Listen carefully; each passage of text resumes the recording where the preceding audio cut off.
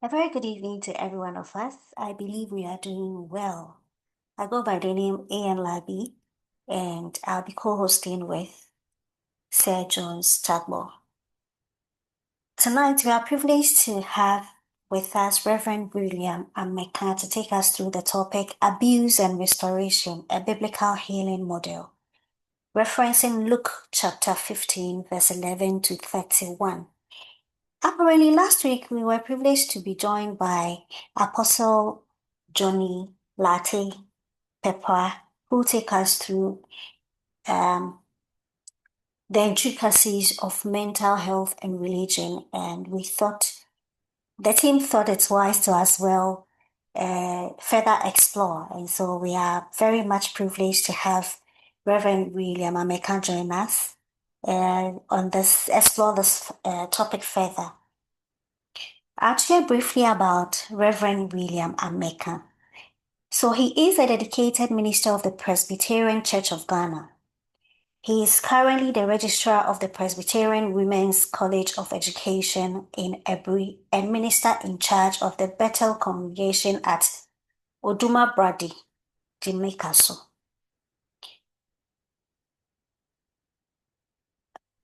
Reverend Ameka has previously served with distinction as chaplain and personal assistant to the 16th, 17th, 18th, and 19th moderator of the General Assembly of the Church, that is the Presbyterian Church of Ghana. We are grateful to have him join us on this episode. That's the Purple Wellbeing. That's the season episode 8. I'll take that. So we are grateful to have him join us on this episode, which is episode 9 of the season 2 of Purple Wellbeing Show, which is being partnered with Ghana Psychological Association's Paralay and Associate Division. He'll be taking us through once again the topic Abuse and Restoration, a Biblical Healing Model, referencing Luke 15, 11 to 31. Gracefully, we are supported by the Great Commission Movement of Ghana, Alpha Waves Consult, and House of EBQ. Reverend Ameka, it is such a privilege to have you join us tonight. I believe you are doing well, please. I'm doing very well, and I'm also very grateful for the opportunity to serve in the Great Commission movement, as well as all the affiliates of this program. Thank you so much. And so, Reverend Ameka, please, you may proceed with your presentation, please. Okay. So I'll do a lot of talking because of the network situation in where I am. I'm not going to do video, but if it gets to the question and answer time, maybe I'll do the video and then we can answer effectively. Let us pray. We are grateful to you, Lord, for this opportunity that we reflect on your word. We continue the teaching on mental health and religion and how we can bring those two together to help the people who are suffering. We pray that you will be with us as we apply both psychology and religion. Help us that we will do a proper balance to the glory of your most holy name. Amen. Amen. Okay, so like I said, I'm very grateful for the opportunity to share with you tonight. And we will be doing a reflection on a very popular passage of scripture. We will also be applying some psychological principles and how we can use it to help people. So our operational definition of abuse is anything that is out of its original place or use. So it could be drugs, it could be family issues, relationships, it could be traumatic events, and what have you. The thing with psychology and religion for me, with my background in deliverance work, is that every deliverance issue is a psychological issue. And every psychological issue is also a deliverance issue. From experience, a lot of the psychological issues that we counsel using all the theories are spiritual in nature. Some of them have no spiritual leanings at all. So as much as possible, we try to do the psychological therapies using all the theories, but then there are some of them that can go by prayer. So tonight we will be reflecting on a very interesting passage of scripture from Luke chapter 15, verse 11 to 32. This is one parable that most people will call the prodigal son. And tonight I want us to read it with the eye of a therapeutic model. This story or this narratives or this parable is more than just a prodigal son. In fact, very soon you will realize that the prodigal sons are more than one. And it is a parable about a man who is seeing his sons go on a destructive tangent and his attempt to rescue them. So this is a parable that offers profound and layered frameworks about human brokenness, about the journey towards psychological, spiritual, and relational restoration. So by the time we are done, we will even be seeing if we can attempt our own DSM-4 or DSM-5 model out of this brokenness and how to bring healing and restoration.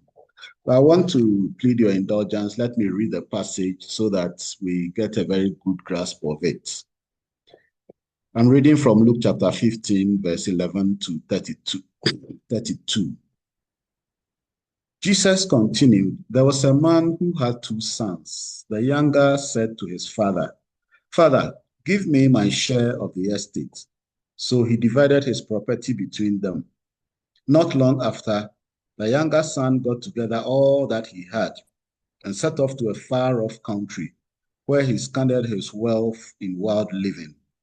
After he had spent everything, there was a severe famine in that whole country, and he began to be in need. So he went and hired himself out to a citizen of that country who sent him to his field to feed pigs. He longed to fill his stomach with the pods that the pigs were eating, but no one gave him anything. When he came to his senses, he said, how many of my father's hired servants have food to eat and spare, and I'm here starving to death? I will set out and go back to my father and say to him, Father, I have sinned against heaven and against you. I'm no longer worthy to be called your son. Make me like one of your hired servants. So he got up and went to his father. But while he was still a long way off, his father saw him and was filled with compassion for him. He ran to meet his son, threw his arms around him, and kissed him. The son said to him, Father, I have sinned against heaven and against you. I'm no longer worthy to be called your son. But his father said to his servants, quick, bring the best robes and put on him. Put a ring on his finger and sandals on his feet. Bring the fattened cow and let's kill it. Let us have a feast and celebrate. For this son of mine was dead and he's alive again. He was lost and he is found. So they began to celebrate. Meanwhile, the older son was in the field. When he came near the house, he heard music and dancing. So he called one of the servants and asked what was going on. Your brother has come back, he replied, and your father has killed the fattened cow because he has him back safe and sound. The older brother became angry and refused to go in. So his father went and pleaded with him. But he answered his father, look, all the years I have been slaving for you, and I've never disobeyed your orders. You have never given me even a goat so that I celebrate with my friends. But when this son of yours who has squandered his property with prostitutes came home, you killed the fattened cow for him. My son, the father said, you have always been with me, and everything that I have is yours. But we had to celebrate and be glad, because this brother of yours was dead and is alive again. He was lost and is found. This is the word of God. I want us to first understand this thing about the parable of the father and his two sons. Like I said, most people will call this the parable of the prodigal son. But for me, it's about the parable of two broken sons and a restorative father. The younger son embodies overt, visible rebellion, while the older son represents moralistic estranglement. They are both physically, spiritually, and psychologically distant from their father. In this passage, we see the visible and invisible brokenness. Psychologically, we have two personalities exhibiting externalizing and internalizing disorders. The younger son displays externalized symptoms such as impulsivity, risk-taking, substance use-like behavior, and moral collapse. The older son, who has internalized symptoms, is showing things such as resentment, bitterness, entitlement, and passive aggression. His brokenness is marked by compliance and duty. So he kept working for his father, and he calls himself his father's slave.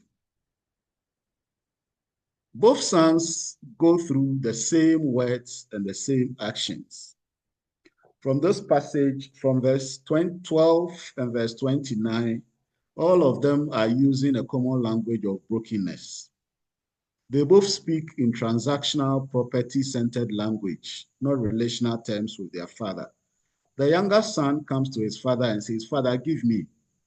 The older son comes to him and says, "Father, have you given me?" Both of them not wanting to relate with their father, but then they want his property.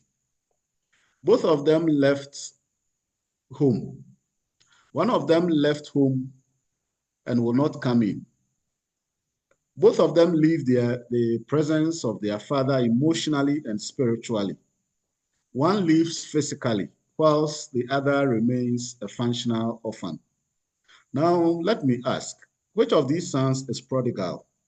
The one who comes home or the one who refuses to come home?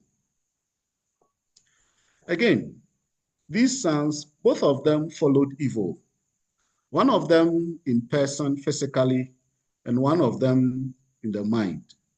So the one who went off to a far off country physically goes and has all kinds of fun, but the other one is staying at home, has his mind following evil. So his father comes to him, and the boy reports everything that his wasteful son in a far off country is doing.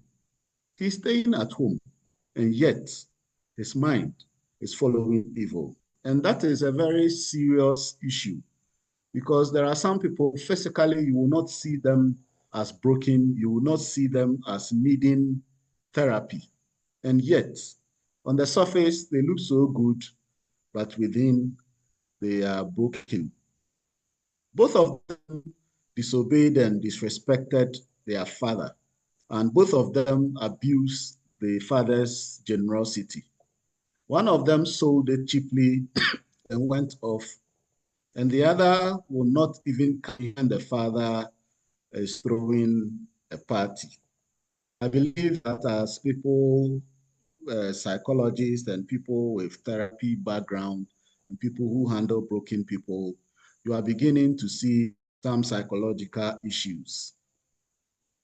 Those with narcissistic entitlement, the one with distorted autonomy, the one with detachment, going through attachment trauma, going down on a downward spiral, degeneration, potentially declining with symptoms of depression, borderline tendencies, substance abuse, etc. I also believe you are beginning to see identity disturbances, poor impulse control, or mood dysregulation among these boys. Now, from the Christian point of view, we've just finished the psychological part. From the Christian point of view, we will consider these two things as second diseases. You will want to also treat it with either therapy, using medical therapy, or using psychological therapy. But the operative word that I want us to really delve in and understand is about sin and disease.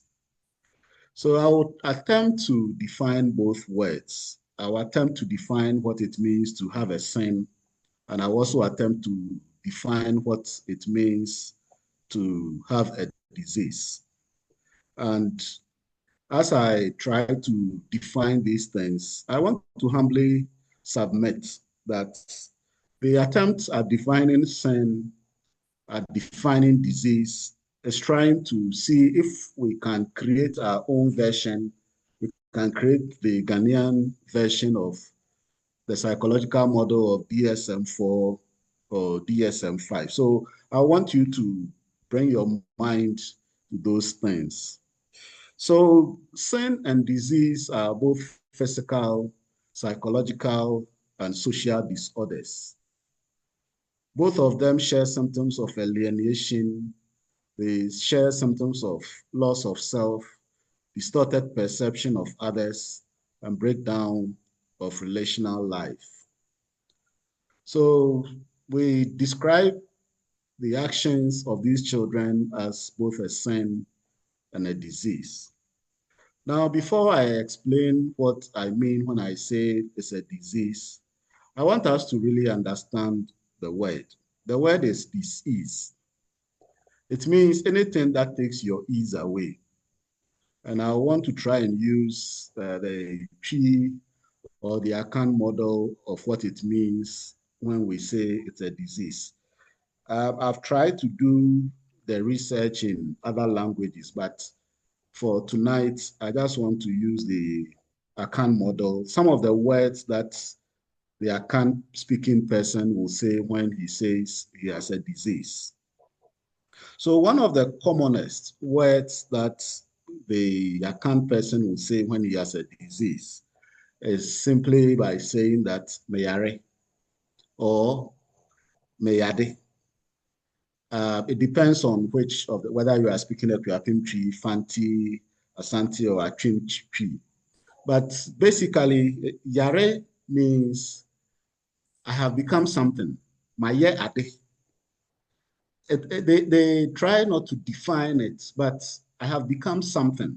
Something that is undescribable, because for them, yare could be a continuum of things. So if I have become something, then I have left the state of normalness. So you have a word like yadie.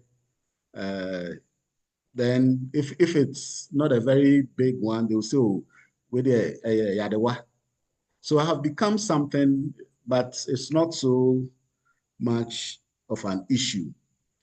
Another word that you commonly hear when people talk about having a disease in P will be, oh, miyam kekame. It talks about irritation, meho kekame. It talks about itches. So the first one we are talking about, I have moved from a state of something, and then this one, I have irritations. And when we are saying you have irritations, it's more than just itches on your skin. Another word that we could talk about when we are talking about a disease is yaw. Miti, meya, meya. We are talking about pain. So this one is also a physical action. Then you can talk about things like miti paiming. So that I'm getting a physical symptom which appears that I'm being hit by something. I'm getting thumps, I'm getting blows inside my body.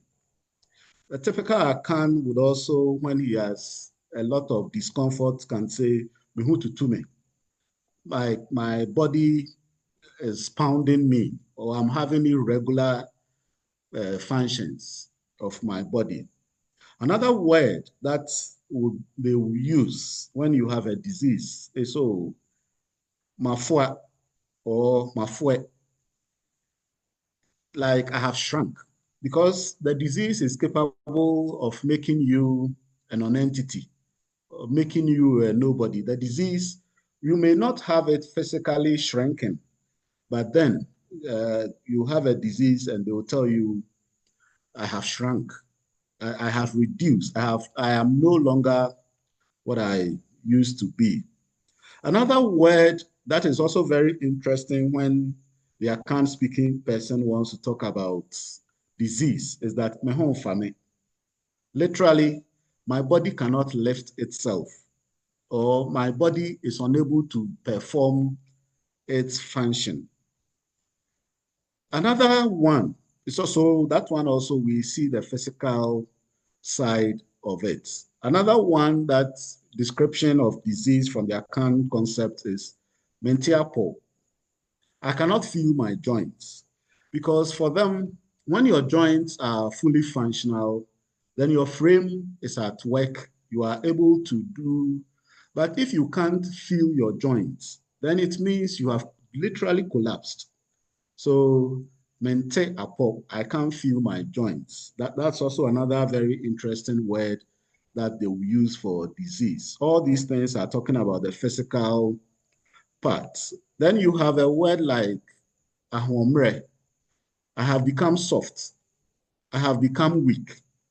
And now ahomre is not just the physical part, but then when somebody would use those words, it means the person is really not physically fit. You also have words that they use, adewe ehaume, or how he has a mental disturbance, or issue is disturbing me. So something can worry you so much so that you cannot sleep or you cannot function properly.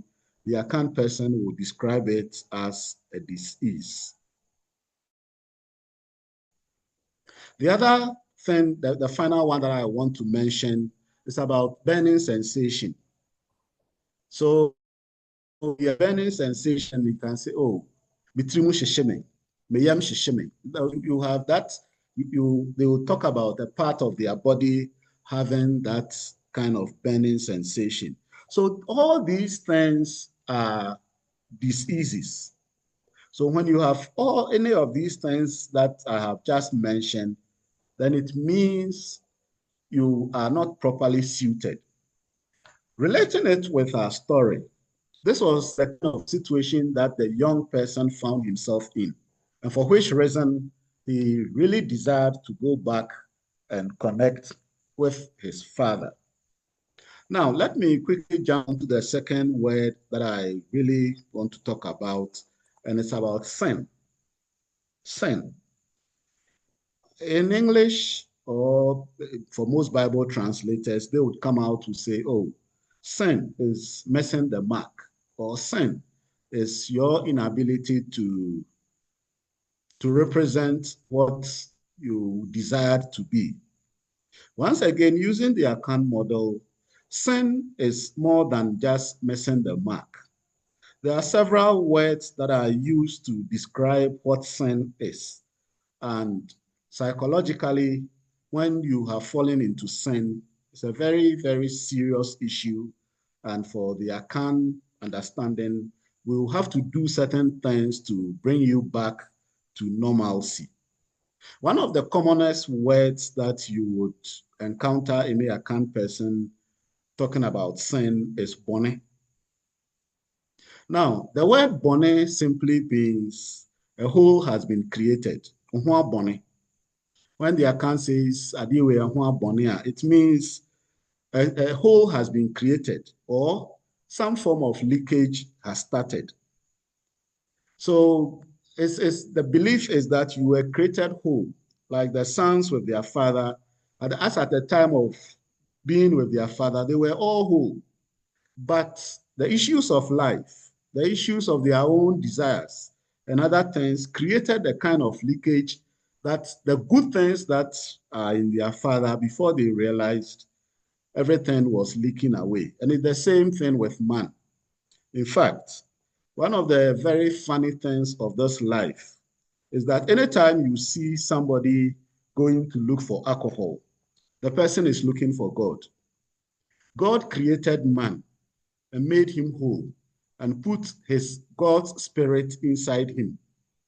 Man fell. All the spirit of God in man leaked away.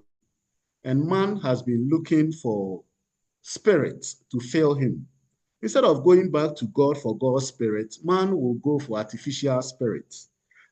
You know, I guess you know that the generic name for alcohol is spirit. So man will go for all kinds of artificial spirits to fill him. Every time you meet somebody who is looking for alcohol to fill himself, help the person. The person is actually looking for God. Another word that the Akan speaking person will use for sin is ifi. Ifi does not simply translate as death. It simply means something has left him. Everybody who has a psychological disturbance, something has left that person. If something does not leave you, there is no way you will have a psychological disturbance. So somebody comes to tell you something and your heart begins to beat faster, your courage leaves you, and immediately you have a fee because you are empty. Something has left you. So a fee. The account speaking model also talks about sin as nkekai, that there is a stain. Now you meet somebody who is always washing himself, trying to cleanse something, trying to ensure wholeness, trying to, with all the kinds of obsessions. They are thinking about stains on them. They are thinking about nkekai on them. And for such people, we will need to help them restore, get back to wholeness so that the nkekai or the stains that they will be thinking about will leave. Another word will be atantande, which simply means this is unacceptable or this is dirty. And people who feel they are dirty, I believe some of you will have the opportunity to treat people with obsessive compulsive behaviors. They feel so dirty. They feel that something, it's a kind of sin. It's a kind of sin that is on them that they need healing and wholeness. Another word that we will use for sin from the account speaking model is form. He has lost his way. And for these two boys that we've read about, both of them had lost their way because that was not the tangent that the father was on. So when you see people who feel lost in life, it's a kind of sin. It's a kind of, they are no longer complete and they would want to get back on track. Now, I want to talk about two other words. One of them is mrato. And for the last two words that I'm going to talk about, they are of communal concerns. All the ones that I spoke about earlier on, they can affect individuals. But for us as African Christians, or for us as African therapists, we all know the concept of Ubuntu. I am because you are. So when sin enters the community, it gets to a point that we don't see it as an individual issue again, but we see it as a communal one. So this story about the sons, very soon we will go back into details of it and you will realize that the father realized that the issue of his boys is not just for him alone and that he needed to involve the whole community in his food. So you have a word like mrato. Now, for the understanding of the tree-speaking person, we always have boundaries. We always have the edge. So when somebody has moved to the edge, we will tell the person that nia ebrayen wakwa kwakoto. You are living a life on the edge. And if you are living a life on the edge, you are not just hurting yourself. Because once you fall, some of us will want to attempt to hold you. And if we don't take care, you are going to pull all of us in. So when you get to a point where you are living on the edge, or you have come to, we would describe you as watu mra, watu niya ebrayen or mrato, and then we will have to punish you for it. So we would have to get near a Brian so that we use issues from those things to come and punish you, because we don't want the whole community to fall off the cliff. We don't want the whole community to fall off the edge. And we will try to prevent you from living life on the edge. And for these two sons, both of them were living life on the edge. So the father had to call the community in and tell the community that, please accept my children and bring them back into your fold. I'll describe that very soon in the passage, and you will get to see it. The final one word for sin, and this one is a very serious one. This sin is described as, this word is described as what breaks us. So you have musu. In some other languages, you get to hear words like musu, you hear musu pamo, and all those things. Musu simply means you are breaking us. You have done something that will break our humanity. And when you've done something that will break our humanity, in the olden days, the commonest punishment is that we will get you to the edge of the community, we'll get you to the edge of the water point and make you cross the water so that we don't have anything to do with you again. Because if we allow you to be with us, you will break our humanity. And for this reason, almost every festival in Ghana, during the celebration, there will be a time when somebody would say, oh, let us try what people have done. But we believe that people have done issues and things that break us as a community, because we are we are part of a whole conundrum of the living and the ancestors. People have done things that will break our relationship between the humanity, the living humanity, and the dead humanity. So let us perform rituals to cleanse us so that we can still have that connection. So Musu and Mrato are sins that have left individual domain to the community domain. Now, let's get back to our story from Luke chapter 15, verse 11 to 32, and let's see how restoration begins. So let us first meet the elder son. And he is the one who avoids everything restoration. He is a living tragedy. For him, everything is going to break and nobody will hear of him again. He does not live physically, but in his heart, he is deeply estranged from everybody, estranged from the community, estranged from his brother, estranged from his father, estranged from celebration. He does not feel any joy. He is emotionally closed. Unfortunately, he does not recognize his need for healing, and he has an emotional shutdown. He avoids joy. He avoids grace. He avoids his own vulnerability and remains stuck. He will not go in to be part of the feast. He represents everything resistant to therapy. And he is actually afraid of grace. He is not ready for healing or ready to undergo therapy, despite all the pleas from his father. Now, let us meet the younger son. And at this point, I'll use the psychological model of the stages of care to explain how he got restored and how we can also help other people in such situation, the stages of care. Stage is Stage 1, we talk about engagement and assessment. From the story and the passage we read, he left off to a far off distant country. And did he have a good time? Yes, he did. But the last phrase of verse 13 is very interesting. It says, for a season.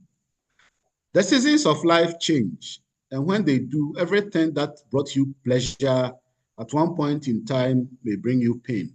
For this young man, the wine turned into worry and the songs turned into sorrow. Because he had fallen into sin, sin caused him separation into a far off country. Sin caused him sorrow. He began to want. Sin caused him shame. Here is a Jewish boy who is now trying to feed himself with pigs. Sin caused him suffering. Here he was, no home, no hope, no help. Someone who used to eat hamburgers is now scrambling to eat husk. Sin caused him sadness. There was no one around who cared for him, whether he lived or died. He was alone and lonely. He was hungry and broken. These are some of the issues that psychological disturbances will get people to. We are told that he had hit rock bottom. And in the passage, cultural symbols are used because for Jewish population, pigs are the most unclean animal. So for him to get to that point, it means he had crossed thread. The thing is, nobody has ever wandered off into sin and came back glad he did. Everybody who wanders off into sin returns broken, defeated, and humbled. Everybody who has, just check, everybody who has tried to mess up with sin, find out. But the only point you will get back home, then praise the Lord. So the young man started what I will call the long walk back home. He was now looking for terror. So his words began to change. Instead of give me, he came back and he was now telling his father, make me. So stage 1, when people have hit rock bottom, when people have had desires, when people really want help, stretch out, reach out, and help them. The next stage is very important, whether they continue, that is 2 of the care model, stabilization and safety. The fact is, he restores him to a sense of emotional and physical safety. The son who was once by society now experience acceptance, a secure environment. The father goes as a therapist at this point. We manage this properly. If we don't create safety, stability, and acceptance, they would go away. But once we are able to create it, the job is half done. To trust, help the person, and has been navigated properly. So we see there's compassion, always on the lookout for. It is important that we look out for people when they have returned home and meet them. We are told from the passage that the father runs to meet him. The normal circumstance, Jewish rich run. Your dressing does not facilitate it. If he lets his jalapa to uncover, which is equivalent to laziness, important people are supposed to show their hands. So, off to me. But there is a more important part of it. The Jews had a ritual they call kezeza. If you go out of Jewish community resources, when you are coming, you come gate. There's at the gate. Elders at the gate are responsible for accepting or rejecting people who enter. When you come to the gate, they are going to ask you, who are you? And this young man would mention his name, and he would have, so properly Jewish, he would mention, my name is Kofi Al Ama Al, because he has to give his whole address. And once he mentions it, everybody will know his father. And the elders at the gate noting that is happening in the community. So once he mentions his name with his address and everything, they will see him as the boy who took everything from his father and wasted it. And they will perform kezeza, and they will not allow him entry into the city. This is what happened to Naomi. So when Naomi got to the gate and they asked Naomi, what is your name? She changed her name. Because once she says she's Naomi, they would ask, where is your husband? Where are your two sons? For this young man, if he had gotten to the gate, the elders will ask him, and his father will realize it, they have performed kezeza. So his father had to run across the judgment, across the elders at the gate, change his clothes, restore him before he brings him through the gate. And it's very important that when people have reported to us for therapy, let us try and cover them. Let us try and cleanse them. Let us try and protect them.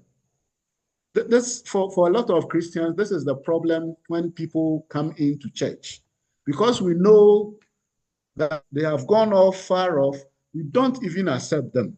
At this point, when we accept him like the father did, instead of kicking him, the father kissed him, introducing the powerful power of touch.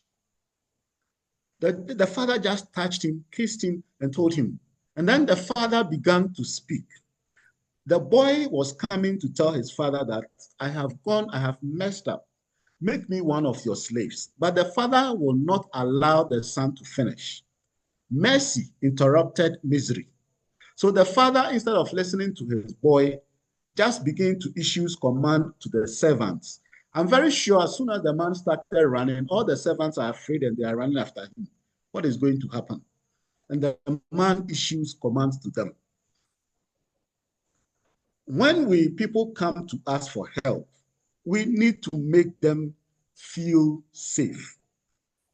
Once they feel safe with us, they will tell us things, and then therapy will begin. We also need to get the stage 3, which is insight. When people have come to us, we need to get them to understand their emotional condition.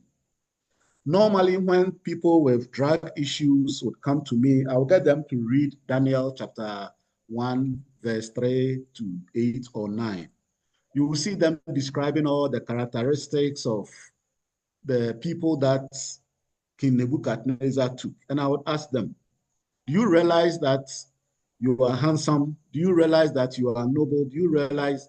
They'll tell me, oh, yes, yes, yes, yes, yes. Then I'll get to the point and ask them, do you realize that these are the people that Babylon wants to come and take? Babylon wants to give them their food. Babylon wants to give them their drink. And then Babylon wants to give them a new name and change their language. Then you will see them settled. Then you get them to the point where they recognize their brokenness, their broken relationships. And this is what the son did. And so he comes to the father and starts off by saying, I have sinned before heaven and before men, and now make me. So at this point, get them to see what they have done. It is not to get them to the point of punishment, but when they realize that, this is how I used to be, and now this is how I have debased, then the stage is set for stage 4, which is action, which is at this point that you begin to help the person make changes based on the insights. In the story, we see the concrete steps that are being taken both by the boy himself and his father. I'm very sure when he was setting off from home, first he must have ridden horses, then he will ride donkeys, then he'll get walking, he will get yacht. So he traveled very far. But now weak and tired, he has to come home without money to fund it, and he has to walk. As he is walking back, some of the places that he used to enjoy, they are still there. He probably might have met some of his friends. Some people would have identified him and say, oh, is that not a young boy who used to be very happy with us and all that? For him, his greatest motivation was his father's household and to meet his father. So try and guide your clients to the point where all their motivation will be to healing. When you are done with that point, then we get to stage 5, which is restoration and growth.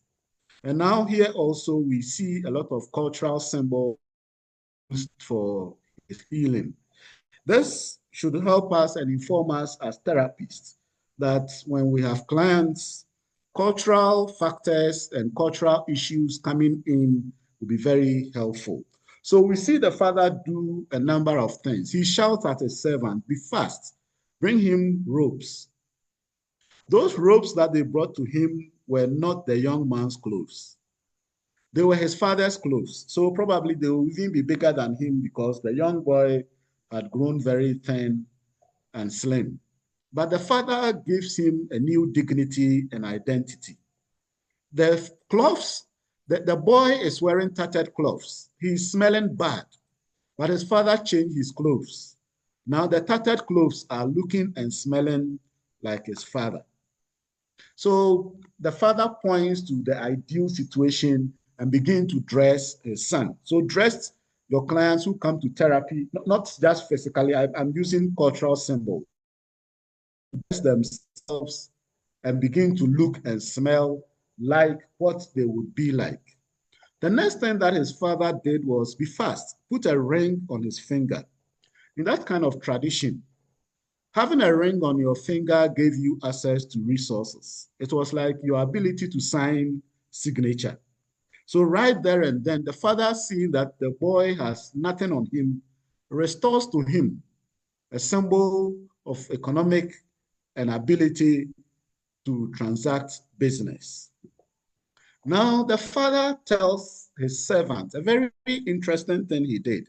He said, be fast, bring him shoes. Now, these shoes are symbols of freedom, symbols of elevation, symbols that things have begun to change. Because in most rich people's palaces and all those things, there are certain of categories of people who have to walk around barefooted. Those people normally were either of a certain range of, when you go to any palace, you will see some people cannot go and greet the king with their footwear on. Some people would also go and greet. And when I have been doing some researches on this passage, one of the interesting things that I have found out is that in the Akan-speaking areas, the shoes that the children of the kings wear is called the king's children, ahenema. The shoes that they wear is called ahenema. So ahenema, you can wear that type of footwear. And for the son, because he had to come home, move him from a man of slavery onto sonship, they had to give him a footwear. The father throws a party, invites the community that come and eat. The father is asking and calling for community acceptance because the community would have rejected a who was wasted resource. Your father was rich, you had everything, and people naturally reject you. But now he's calling for acceptance for him. And then at the community acceptance party, the father makes an announcement that this young boy was lost, found, he was dead, and he's alive. Let us celebrate. This is a declaration of the transformation and restoration. And he does this thing twice. He does this thing outside the gate, and he does this thing inside the city. But everybody is aware that restoration is calling for community support, calling that the therapeutic state is validating the transformation is public. These are rituals that we can use in healing trauma and trying to reintegrate people. Let us make it public. Now you get to the last but one stage of the care model response, consolidation and termination. And now this involves strengthening gains and preparing the person for the future. So even though it is so detailed in this statement, that makes a very profound statement talking about the son who was dead. Let me quote. He said, "This son of mine was dead and alive again." So he identifies the son with himself.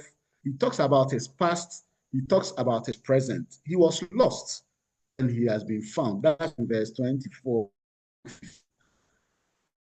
That's a of new identity. And it transitions him from his past into his present and affirms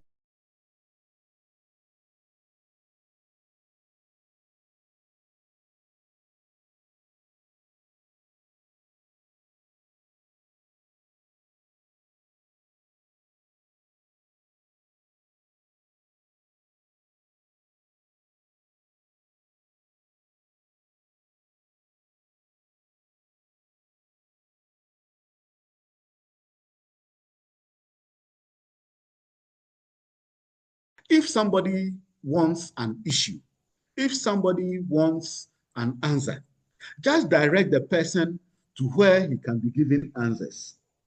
But then the slave opens his mouth and begins to talk. Oh, this son, this son, this son, this son, all over the place. The father comes and stops the voice of the slave and tells him that you cannot talk about the past of my son. This is my son. He's alive.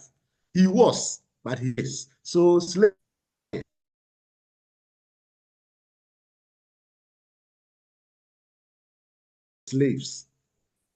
I'm using slaves in inverted commas. The people who will try to bring your clients down. The people who have no business talking about your client, and yet you need to do a lot of advocacy and help them to shut their mouths concerning your clients.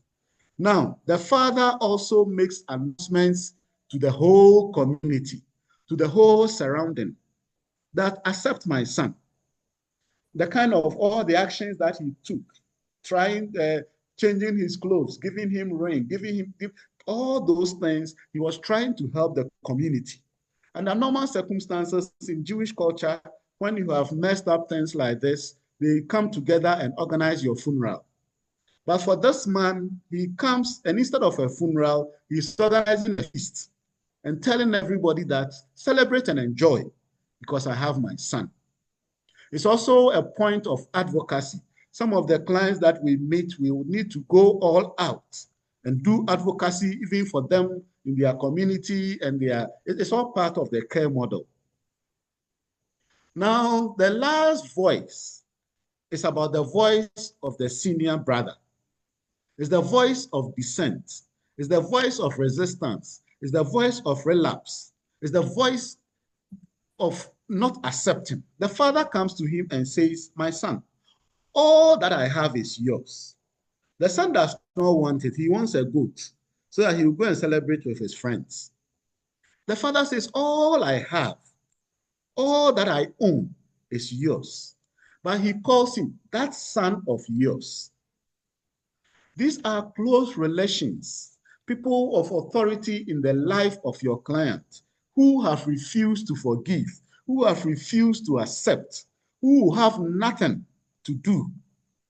These are the people you would need to address. Some of them, like the father did, you need to come out and speak to them gently. When they refuse, let them walk on. And this is what the father did so that he could restore his son. Now let's get to the final stage, which is the aftercare. And this is the support and follow-up to maintain progress, prevent relapse, and offer ongoing encouragement. The story has ended. The parable ends with a feast, but The statements from his father about his continued love will show a likely guidance that he will ensure his son is reintegrated into the community. Now, his son has been given access to economic resources. His father has ensured that the son is able to come to the table. The father comes out to come and engage the senior brother, raising issues that I am going to continue helping with ongoing acceptance so that there will be healing in all the relational dynamics, so that the boy will come to the point where he is very much like his father. No, so I'm bringing my presentation to an end. This is a very interesting passage of scripture, but then a very interesting care model for us to follow. The father makes a statement, but his eldest son refuses to join. He still has the voice of accusation, condemnation. He resists. He refuses grace. He refuses to celebrate transformation. This is very much like our family system of resistance. And we would need to help everybody. The father has now turned to be the therapist and the restorer. He intervenes on every front. The father is a very clear narrative of both personal, community, and advocacy. He continues by saying, my client had issues. He died, but now he's alive. He was lost, but now he is found. Ama, thank you very much for giving me the opportunity and the privilege to serve. Thank you very much also, Reverend Ameka, for making time to take us through this very in-depth analysis of the prodigal son and all that and the psychological aspect to it. We are very grateful as well, Rev.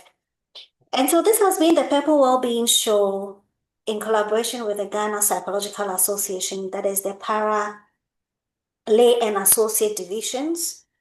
We are grateful to have you once again, Reverend Ameka. This has been really insightful. We are supported by the Great Commission Movement of Ghana, Alpha Wave Consult, and House of EBQ. And so Reverend William Ameka is a dedicated minister of the Presbyterian Church of Ghana. He is currently the registrar of the Presbyterian Women's College of Education in Aburi and minister in charge of the Bethel congregation at Odumabrade, Jamaicaso. Reverend Ameka has previously served with distinction as chaplain and personal assistant to the 16th, 17th, 18th, and 19th respective moderators of the General Assembly of the Presbyterian Church of Ghana. Again, we are grateful to have him join us on this episode, and it's been indeed very insightful. In fact, the very first time I had an interaction with Reverend, he took me through this very conversation, and I was very much enthused about it. And I was grateful, and when he reached, I said, oh, we are ready to go. It's been very in-depth and adding the psychological perspective to it. We are very grateful, Reverend. Jones, over to you, please.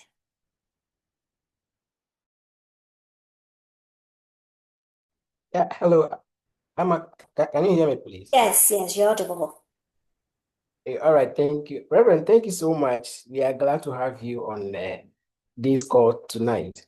And thanks for the insightful presentation you have given us. Amma, would you want to take the first set of questions? Just please go ahead. Kindly go ahead. All right, so Reverend, in your presentation, I heard you mention forgiveness in relation to the scripture that we read. So I want to find out, how can biblical forgiveness, help abuse victims to heal safely? the concept of forgiveness and healing.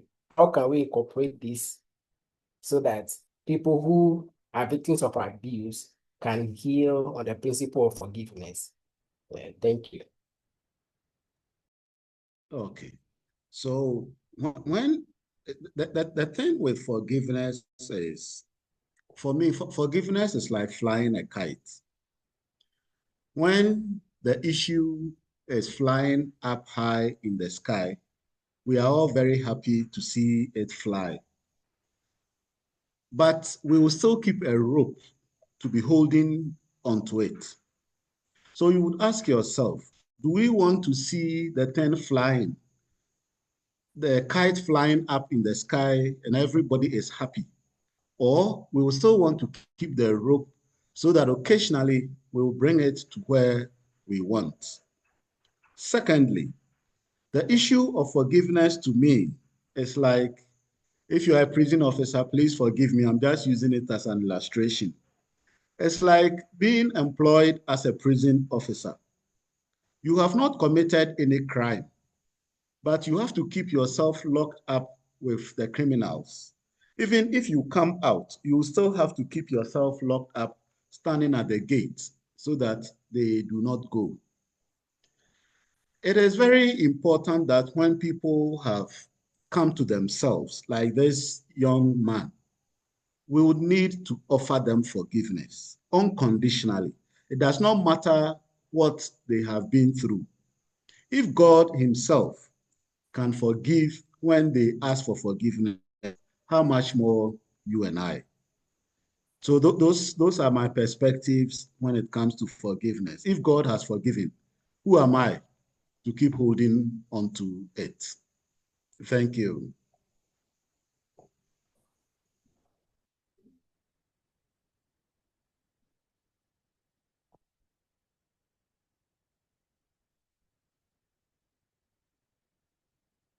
Thank you very much, Reverend Ameka, for the response. It's as well insightful as it's been.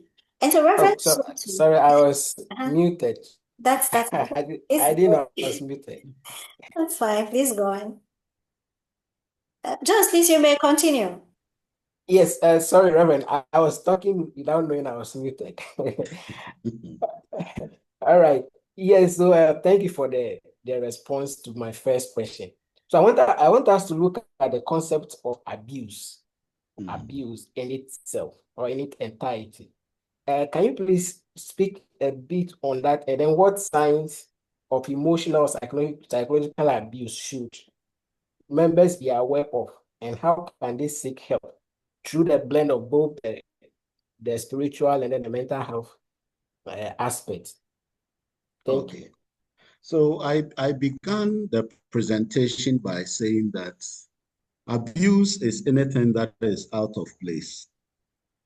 So it could be psychological, it could be physical, it could be spiritual, it could even be financial. So everybody is used to the normal routines of things. Once there is any form of deviation, know that it is a form of abuse.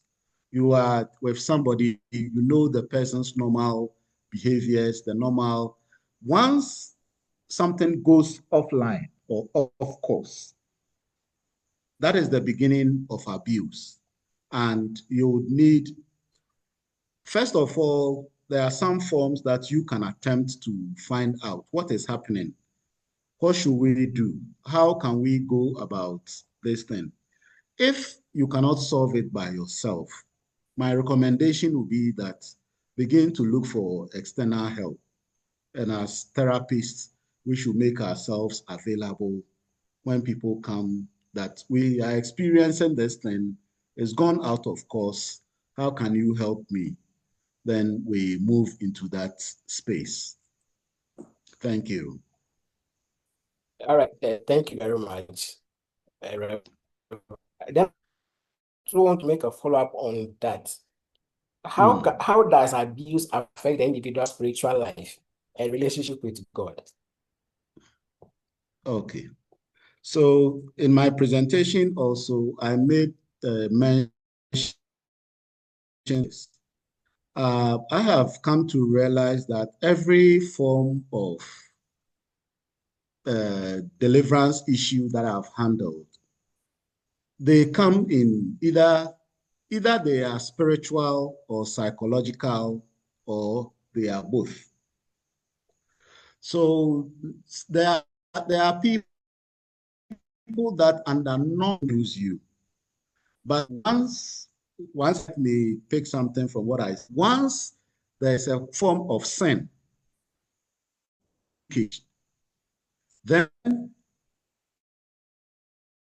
have come in, then you begin to see that there is abuse.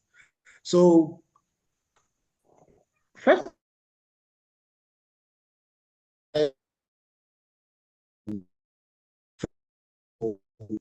try to treat abuse with talking, teach, and to reach out to people. When you realize that it's beyond the talking stage, my recommendation would be that begin to seek for psychological help. When you get to the point where you realize that this is beyond psychology, go and look for spiritual help, or combine both psychological and spiritual. You're right. Thank you. Yes, thank you. So I want us to go back to the scripture, or the story on the prodigal son, and then the father. From now, I don't want you to call it the prodigal son again. Yes, call it the restored sons. The restored son. Yes, I have learned something this evening. Thank you, Reverend. Yes, I want to ask, what does the father's response teach us about handling anger and then resentment? So the father responds to anger from both sons in equal but different measure. So he must have been very angry with his son when he sets off, when he messes up, when he does all his life. But we see the father come to meet the son and to prevent the community from even abusing him. So he ran past the gate. He must have been very angry with him. He must have been very annoyed with him. And he wants to treat him as a son.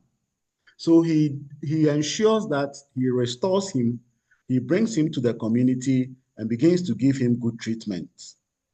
In the same way, his elder son, who would not come in to join the feast, the father must have been very angry, but he leaves the feast behind. He leaves the people who are celebrating. He comes out. This thing will not happen in any normal Jewish community. A son is supposed to obey the father and not the other way around. But he comes to the son, negotiates with him, tells him even what he will receive and everything. So the father reaches out. And as I said, if you have any form of abuse, first of all, you can attempt reaching out yourself. If you realize that it is beyond you, you can engage other people to help. If it is beyond the help of normal, ordinary wisdom, look for trained therapists like psychologists and let them use all the theories that they have to help you sort out issues. Another thing also when it comes to anger is that give yourself time. Give yourself time. Time is a very good healer of anger. Great. All right, thank you very much. And my last question, then I'll pick questions from our audience, or if Amma want to come in. Reverend, our society and issues of stigma around some of these issues, and then in our church as well, somebody is going through, let's say, an emotional abuse. Now opening up to seek help becomes difficult because of the mindset that my story may not be safe. So how do we create that enabling environment in the church where people can come out confidently to seek help in the church, because the church, even though we are there to get closer to our God, but sometimes we find people open up because of the human nature that my story will not be safe. So what will you want to say about this? Okay. Thank you. I'm going to by telling you about all things that the father did. First of all, the father was looking out for people with problem, was looking out for his son with problem. The father runs to go and meet him. The father hugs and kisses him. Instead of kicking him, he kissed him. The father changed his clothes. The father gave him a ring. The father gave him a shoe. The father organized a party, and the father makes an announcement. And the announcement that the father made was that he was lost, but he is found. He is alive. Let us celebrate. So in church, in organization, let us look out for the people who are getting. We really look out for them. Let us go and meet them at that point. Let us be bold to protect and reclaim, like his father would not let them do Kezeza. Let us embrace them. We can go on to change their identity. We can go on to change their clothes like their father did. Let us give them access to whatever resource. The father gave the son a ring so that he could have access. He gave him shoes. He changed his footwear so that he could enter into rooms. The father goes on to organize that. Let's accept him. Yes, he's very friendly. He's through shoes. Let us accept him. Let his strength for everybody who was weak. No matter how flat you bake a pancake, there will always be two sides. So let us celebrate the good side.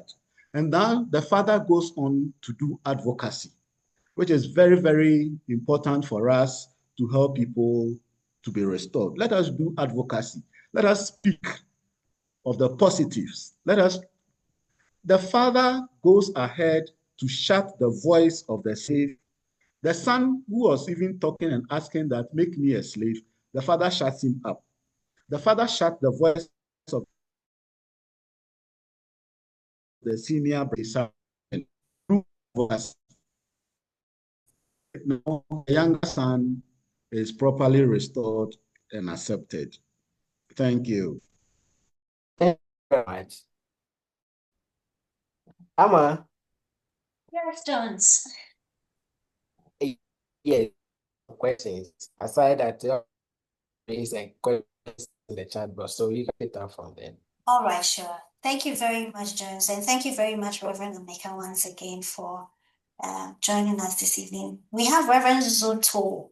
I hope I got your name right. If I didn't, kindly forgive me. Please, your hand is up. You may unmute it to ask your question or contribution.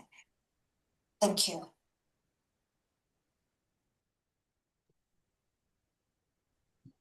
Hello, good evening. Good evening. Good evening. Yeah, thank you. Yeah, regarding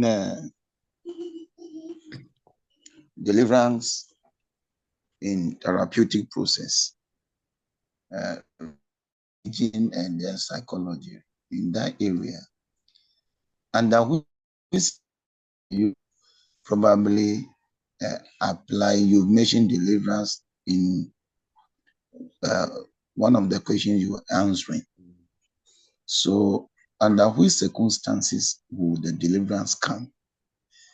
And you are a reverend minister, the presenter. So, as you are doing your duties, is it good for you to do the deliverance yourself?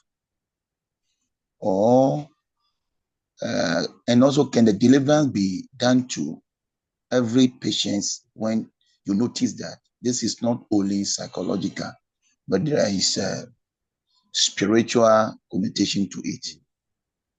So can you explain that to me? Thank you very much. Okay. So like I said, you need to really determine the domain in which you are dealing with. There are some of the issues of abuse that are purely physical. Purely physical, there is nothing, no spiritual connotation around. So try as much as possible to eliminate all the physical issues. If the physical, normal, ordinary issues do not work, try to apply your psychological therapy. Now, for most people, when they hear the word deliverance, all that comes into their mind is people falling down and shouting and everything. That is not technically deliverance. Those are manifestations of the presence or absence of demons. So you can offer deliverance to people without them falling down and shouting and all that. Somebody comes to therapy. You have discussed the issues psychologically to an end. You hold the person's hand and pray with the person. It's an act of deliverance. The person does not necessarily have to fall down and do all kinds of things before you know you have conducted deliverance. So prayer at therapy meeting for me can constitute deliverance, and it can do a lot of mighty things without the person having to fall down and other things. So you've done all the psychological, you've applied all the theories, you've tried to diagnose it, whatever, it's not working. As a therapist, check with the person and then resort to prayer. Prayer can do a lot of things, and you can do deliverance in your office without the person in the next room hearing about it. Sorry, a follow-up. So yes, it can be done to any client. When you think it's spiritual, you can just let me use the word pray or do deliverance for any client, or there are some clients you shouldn't do it. I don't know if you can explain that for me. Okay, so it's the same when you have the person comes to you as a client, you have exposed the person to therapy. Just like every professional, when somebody comes to you and it gets beyond you, you are most likely to give a referral. You can tell the person, oh, I am a psychologist, I am a reverend minister, I am a Christian. This is the end of my knowledge base. I have this colleague minister I know. Can I refer you to this person to continue that aspect of the healing? You are being very, very professional. The only caveat is that because of the way people handle spiritual issues, you have to be very cautious of, and it's just like in your professional practice as a psychologist. You don't just refer people to anybody.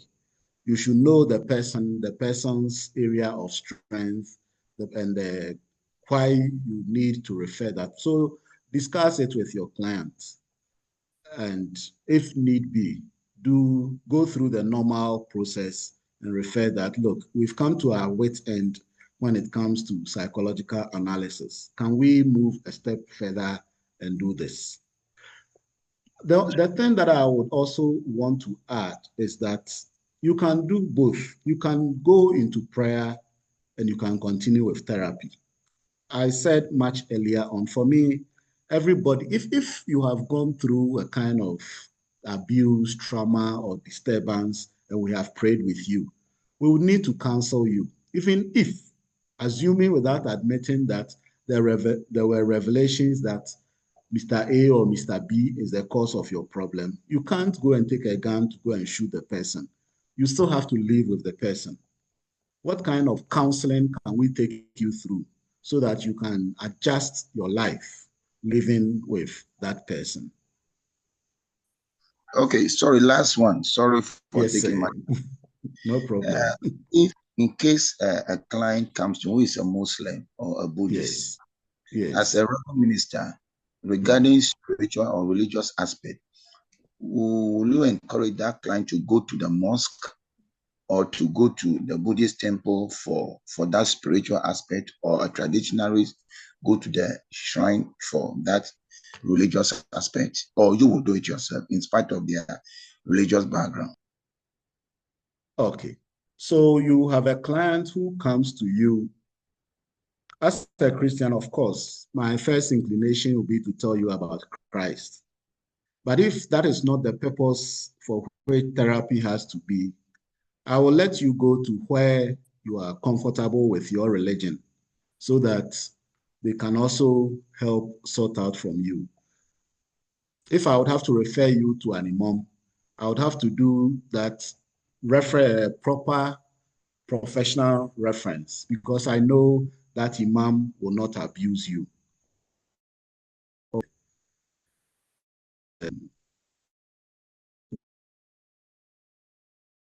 No, Thank you.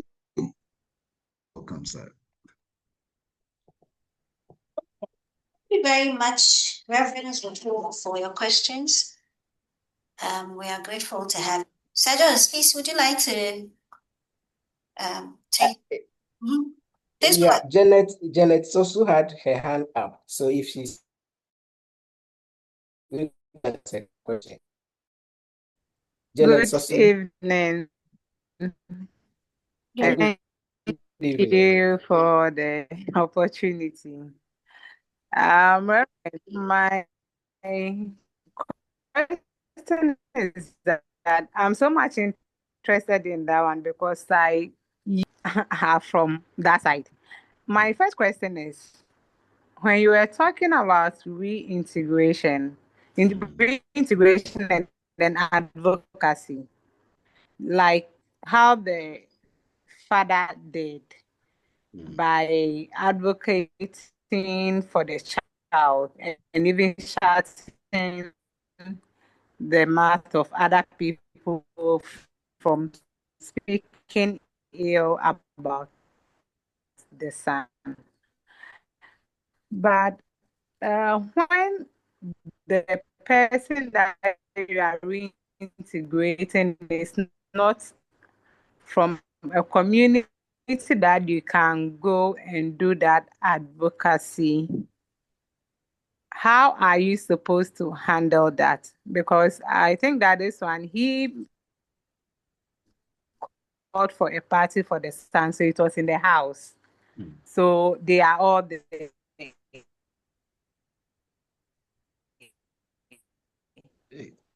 Hello, the line is breaking. But this is a situation that the person with him to consideration with the community and everybody. How person is, I didn't hear that place. Network was not stable. Yeah, Hello? your line is breaking. If you Hello? could clarify. Yeah. I'm saying that. Okay, Madam Janet, could you reposition yourself so that we have a stable network to hear from you, please? Like when the father organized the party,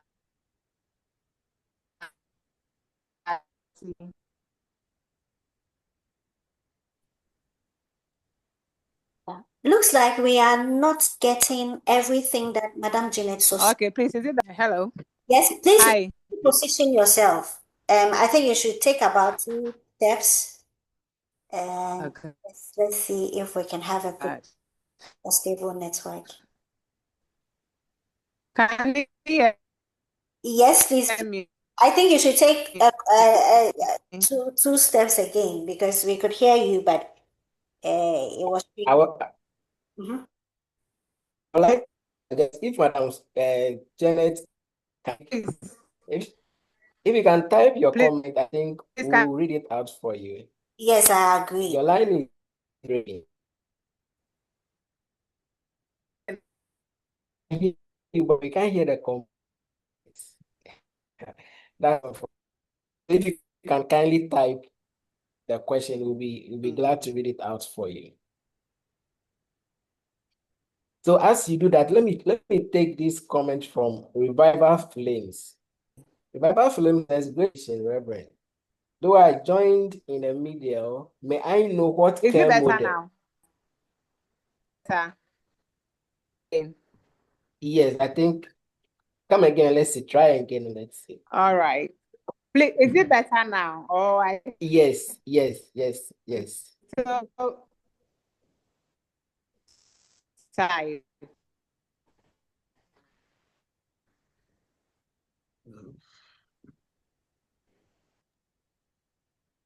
Okay, looks like we lost Madam Soso.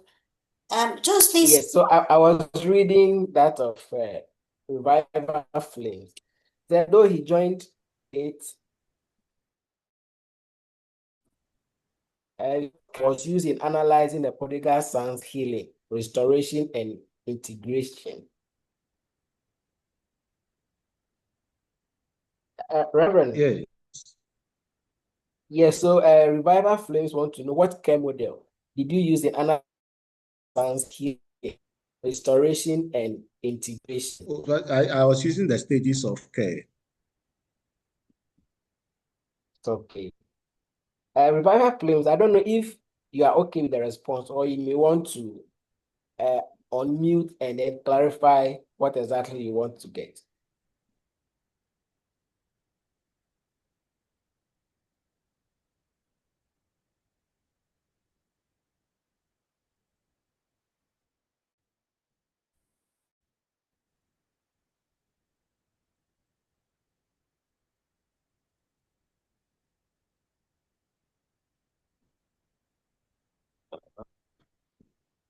Okay, at the moment, we don't have any hands up.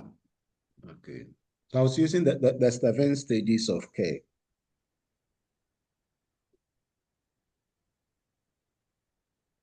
So I want to ask this. How can the church change perceptions of abuse in Ghana while remaining true to biblical teachings? The perceptions of abuse in Ghana while remaining true to biblical teachings. How can we change this perception? Okay. But by reading what Jesus would do. So this is just one from Jesus, and we have looked at it. All that Jesus came to do was about restoration. And if the church would take that mantle up. So at the beginning of creation, God gave man that take care of my creation. So there was the great omission, as some people will call it. Jesus came back and he gave us the commission, trying to restore. So God created, God formed, somebody says God formed, Satan reformed.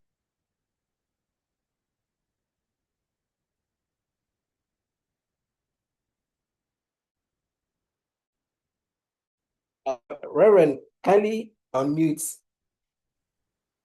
So there was a break in the line. I just realized it on my network. What I was saying was, it is the assignment that restore all creation back to, and that is our duty. That is the duty of the Great Commission. That whatever it is that have fallen from God, we should restore it back to God. And that is our assignment. If the church would go back to its assignment of restoring all creation, not just people, restoring all creation, then we are on track to finishing and fulfilling what God has given us. All right, great, thank you. Yes, so Janet also has typed her question. Yeah, how would I reintegrate someone who is not at the as it earlier on when she was deducing that from her question, so she was like taking the restored son into consideration. He was received in the house. Okay. Where in the same family. But this is a situation whereby the person, but I'm just want to find out how someone who is not from within, how do we do this? So I reintegrate someone who is not at the same place in case of the restored son. Okay, so everybody in this world belongs to a kind of community. You have a community of friends, a community of your new location, a community of the people around, relationship. I've moved from my village to Accra, all kinds of users. Man, he went back to the village to be reintegrated. But now here am I live in Accra. I live with people who are not my family members, but they know that I have hit rock bottom and I have to come back to normal wellness. That is the kind of community you integrate. Somebody was citing the issue of church. So you are in church, you've had all kinds of problems. How does members of the church now accept you and help you to live a normal, integrated life? So those are the issues. It does not necessarily mean go back to your father's house, but then go back to the community you have. If it is church, go back to that church community, and you will need somebody who will do the advocacy for you, somebody who will help restore you to your status in the church community so that you can get back to living a normal life. You're right. Let me acknowledge the presence of some of our members. We have senior members, the Ghana Psychological Association, who are here. I can see Mr. David Vanale also here. And then we have Mr. Vice Jude Agbeviano of Home Municipal Hospital. We also have head senior high school. We appreciate this and women. Gentlemen, we have to close. If you have any question, you can raise your hand. We will allow you to type question. But Reverend, I want to find out what strategies can we use to help victims rebuild their trust? Okay, so normally when people have gone down, when they have lost themselves, it's a gradual process. So you help. No, it's just like you found baby and you are bringing the person up. That's how the kind of patience, the kind of tolerance, the kind of commitment that you need to. So when people are down and you need to bring them, it's a lot of commitment. There's a lot of slow progress, but once you are consistent, you can be sure that you get them back on track. Sometimes your reputation did for his children so that you get them back on track. Thank you very much. On to members who are not members of the Ghana Psychological Association who join, I think the registration link follow it. I'ma kindly take it up. All right, Sir Jones. Thank you very much, Reverend Ameka. Thank you very much, Jones, as well, joining us and taking up this session. We are grateful for everyone's time, especially to all of you, every one of us. And this has been the Purple Wellbeing Show in collaboration with the Ghana Psychological Association. That's the Parallel and Associate Divisions, and we are supported by the Great Commission Movement of Ghana, Alpha Wave Consult, and House of EBQ. Looks like the network has been quite challenging, moving around as well. So briefly, I'll share Reverend Ameka's profile again, and then if there are no further questions, we end for tonight. Okay, so Reverend Ameka is a dedicated minister of the Presbyterian Church of Ghana.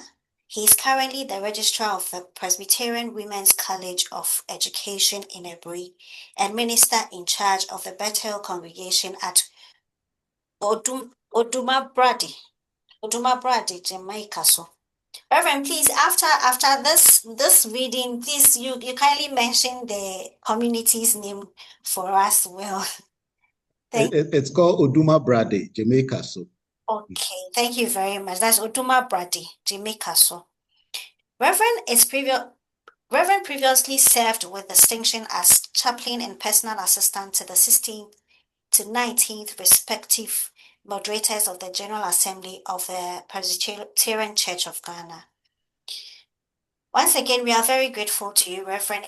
Indeed, this lesson came in at a very good timing. It's very timely, and this will help us go a long way. We are very much grateful to you. Thank you to GPA as well, to all our supporters, and to the PWS team. We are grateful to everyone. To you, our audience, we appreciate you. You are very dedicated and very supportive. You are always here with us. We really appreciate you. And on this note, we'll take Reverend Ameka's final words before. All right. So Amma, before Reverend give us his final words, I want to also inform members that next week we'll be celebrating the men, and for that matter, we'll be doing the man's mental health. So we encourage all participants of today to join us next week, where we do the man and his mental health. All right. Thank you. Thank you very much, Sergeant. Yes, next week is Father's Day, and we need to celebrate the men as always. Thank you, Sergeant, for the announcement. Reverend Ameka, please, your final words. Okay, so I've seen in the chat session some people asking for the script. So I'll clean it up and then send it to Amma so that you can distribute it within the network. I'm very grateful for the opportunity to serve. Very, very grateful. That's my final word. May God richly bless you, and thank you much for the opportunity. Thank you very much. Amen. Amen. And it's been very insightful. This is a whole different perspective to the prodigal son story, now restored son's story that we've always known from childhood. We are very grateful for this very insightful presentation you've had with us. Until then, see you next week, and God bless you for joining us. Rev, we appreciate you very much. God bless you. Have a wonderful God bless you too. Yeah.